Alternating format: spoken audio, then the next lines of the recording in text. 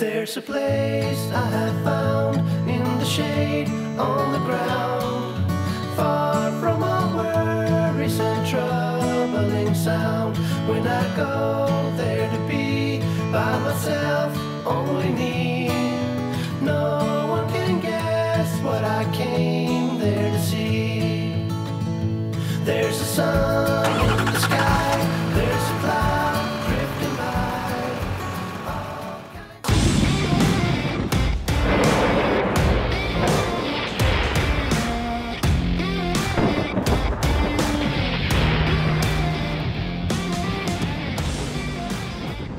Hey everybody, welcome to Tim Untethered. I am Tim, and yeah, I am still very much untethered. So what were my thoughts about SkooliePalooza 2020, and ultimately would I recommend that others go? I'll tell you that in just a second. But first of all, let me just tell you that I actually went for just 3 reasons. One was to get B-roll so that I could show you what it was like. And second, because Badge and Elle were going to be there, and this might be the last time that I see them this season. And the third reason is because I wanted to meet Steve Punk Steve. I know that he is pretty prolific in the Skoolie community. He is also a prolific volunteer in the Skoolie community. And, you know, anywhere that there is a school bus build, he seems to find his way there and to make a contribution. Anyway, I finally got to shake his hand. I got a brief tour of his bus. And, you know, ultimately, I think that this is going to be somebody that we're going to need to go see again. And I think that you're going to probably want to see an interview with him at some point, too. Because, yeah, people like that make the world go round. Now, speaking of people that make the world go round, I was walking down sort of one of the main rows of school buses after I had met Steve Punk Steve. And I saw a bus, Life is a Joy.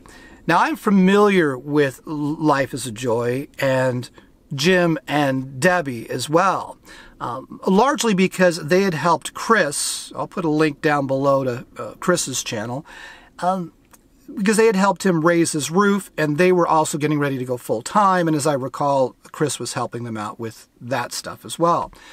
I think they've been on the road for a little less than a year now. They are celebrating, I think this year, their 50th wedding anniversary, and they are just the coolest couple. Anyway, get back to that.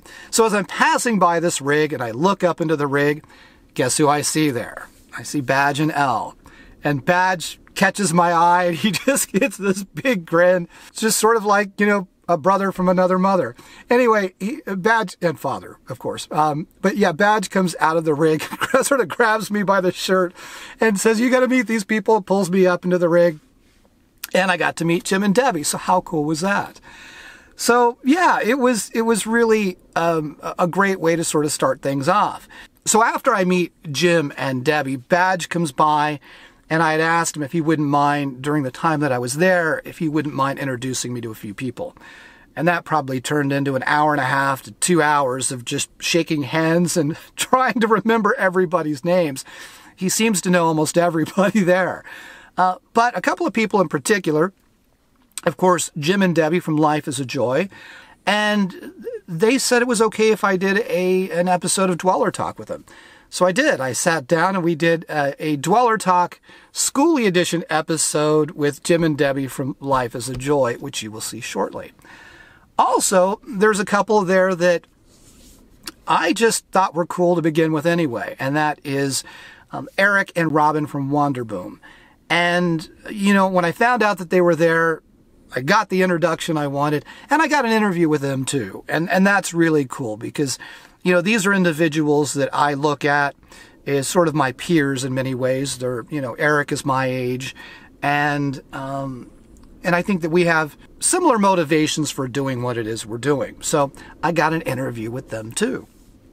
So aside from the personal stuff and getting to meet all of these cool people and seeing all of these great rigs, would I go back?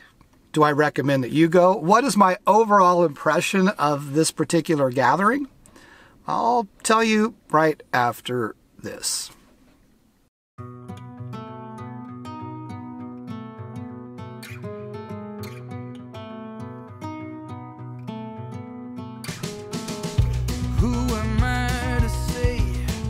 what you should want and what you should need.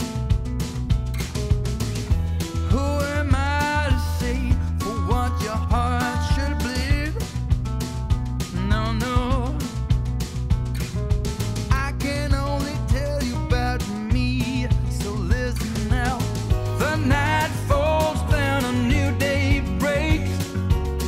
The world goes round in its tracks again. While I wait for a bigger shake, I want a heart quake, my friend.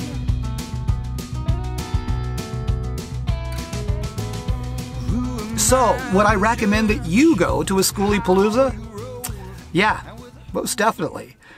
One of the things that I've noticed when traveling with Kenny in particular is, you know, Kenny has that tiny home that made out of styrofoam that he built in the back of that old Dodge van, is that, you know, that is a conversation piece.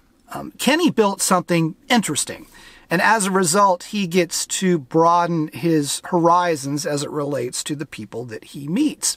And also, you know, meet new friends that can be short-term friends or long-term friends. And I think that building that spectacle, for lack of a better term, and being interesting in that way is very much what I noted about the event that I thought was cool. So many of these people have built things that are just awe-inspiring. You've got people who are artists, and you have people that are very talented tradesmen, and both oftentimes. And many of these works of art are built in cooperation with several different Skoolie people or Skoolie owners.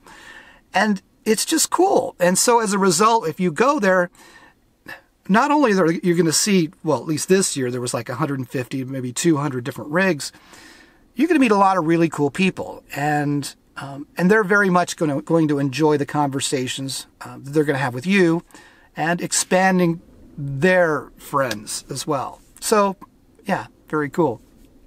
All right, so now the kids, they weren't perfect. I was on a walk with my dogs, and there was a cadre of kids behind me with their parents doing some kind of a nature walk. And as I'm walking along, Chaz decides that he is going to take a dump right there. And as he's doing that, I hear laughter from the kids. You know how kids are. They're going to laugh at a dog taking a dump, maybe, right? Well, that's not what they were laughing at. They were laughing at something entirely different.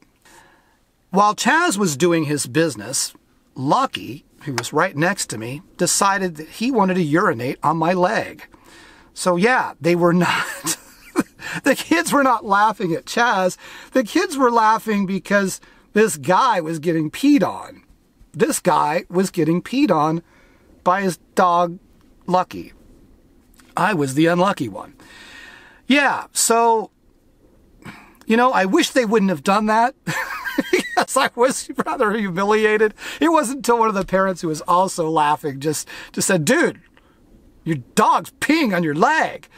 And then the kids got even louder with their laughter, and that was the end of that. But yeah, to their credit, though, I would have done the same thing. But I thought it was funny, so I thought I would share.